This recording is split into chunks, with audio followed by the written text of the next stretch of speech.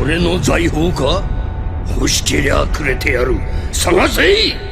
この世のすべてをそこに置いてきた。 Yo guys, welcome to this new video. First of all, I want to thank you all for this first 1000 subscribers of the channel, and I'm thinking about what kind of celebration video I could make. But for now, let's concentrate on this specific chapter that to me sounds a lot like a preparation for the beginning of Oden's life flashback, something that we know is scheduled for this year, as Oda anticipated in his letter to the Last Jump Festa, which most likely will be told from the perspective of Tonoyasu. But before seeing all of that in detail, I want to say that I still have tons of videos that I want to make, so if you want to be part of the journey of this channel through this sea of YouTube, make sure to subscribe and hit the notification bell to always know when I upload something new. Alright, with that said, let's jump straight into it. So, first things first, it really looks like Orochi truly loved Komurasaki, and this, in my opinion, will definitely lead to some sort of development for what concerns Orochi's behavior, and maybe the way things will develop the day of the Fire Festival, considering that the fact both of them are going to the place where Tonoyasu is being executed could imply they will meet again, and in that occasion the shogun could discover the true identity of the courtesan as Kozuki Oden's daughter. By the way, that same context will also give the possibility for a first meeting between Orochi and Zoro, which could include hints about an eventual fight between the two the day of the Fire Festival, so during the final battle of the arc. What's sure is that the confluence of Orochi, Zoro's group, Komurasaki's funeral and Tonoyasu's execution in the same place will definitely cause troubles in a situation incredibly uncertain, especially for what concerns the Witching Hour boy's destiny. But leaving that aside for now, an aspect I want to focus a bit more about for what concerns the Shogun Palace scene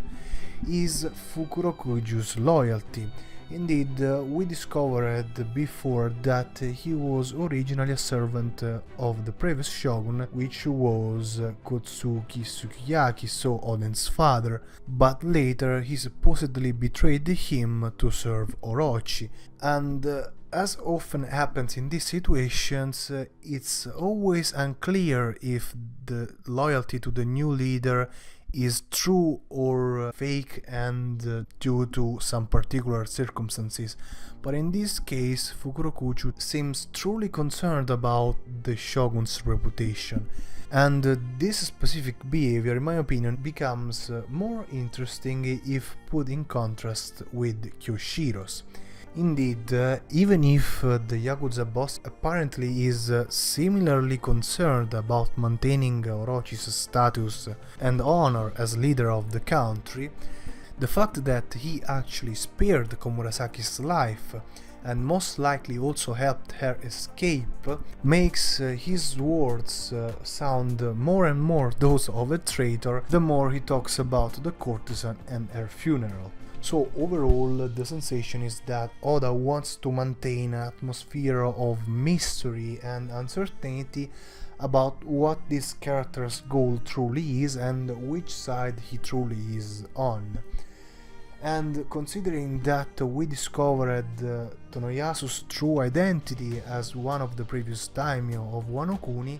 the possibility that the actual Yakuza boss is somehow related to Denjiro, who is the last missing retainer of the 9 red scabbards, increase. However, I don't think it's very likely that we will discover something more about him in the next chapters, because for the way things have been organized in this one, with every character and every location important for the arc moving towards a place where they can watch Tonoyasu's execution,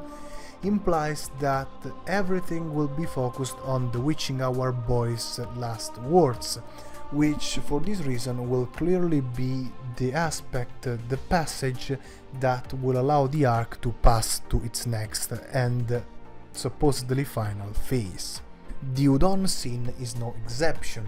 and it looks like the transmission of Yasu's speech will be in that place, the event immediately preceding Big Mom's arrival. An event that, if before suggested a fight between Lin and Queen for the Oshiroko, now is pretty much guaranteed to end with one of the Emperor's tantrums that will pretty much destroy everything in Udon, and in this way also make Kaido aware of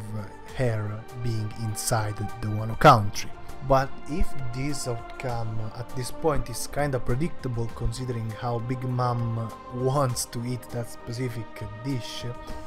on the other hand, what will happen in Kuri is pretty much unpredictable. Indeed,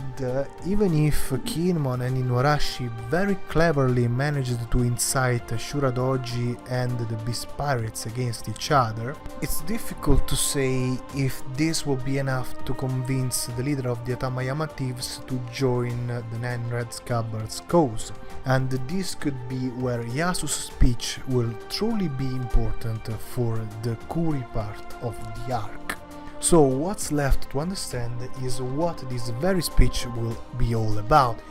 And since Yasuye revealed to be a daimyo, so a very important member of the Kozuki clan, which by the way is one of the two possibilities I pointed out in the previous chapter review, in my opinion makes him the only character in the entire arc which suits the role of mediator for Oden's flashback. Of course, I'm talking about the part of Momonosuke's father's life situated in the Wano country, and in particular I'm talking about his childhood,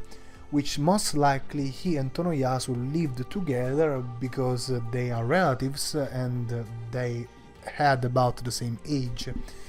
For this reason, the flashback will certainly miss that very interesting part of Oden's life which he lived on the seas, but at the same time it would also contain very interesting information about what was the Wano country before Orochi's dominance, about what happened 20 years ago when the Kozuki clan was completely destroyed, and also about what happened during the 20 years that passed between the disappearance of the Nine Red Scabbards and them appearing again to avenge Oden's death.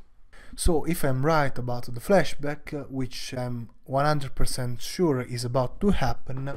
we should expect it to sign the end of this second act of the Wano Arc and to be the beginning of the final phase, focused about the last preparations and trainings before the day of the Fire Festival and maybe the Fire Festival itself. But until we wait to the next chapter to see whether this prediction is true or not, that's all for this video. Thank you very much for watching, don't forget to leave a like and make sure to subscribe. See you next time. Johnny.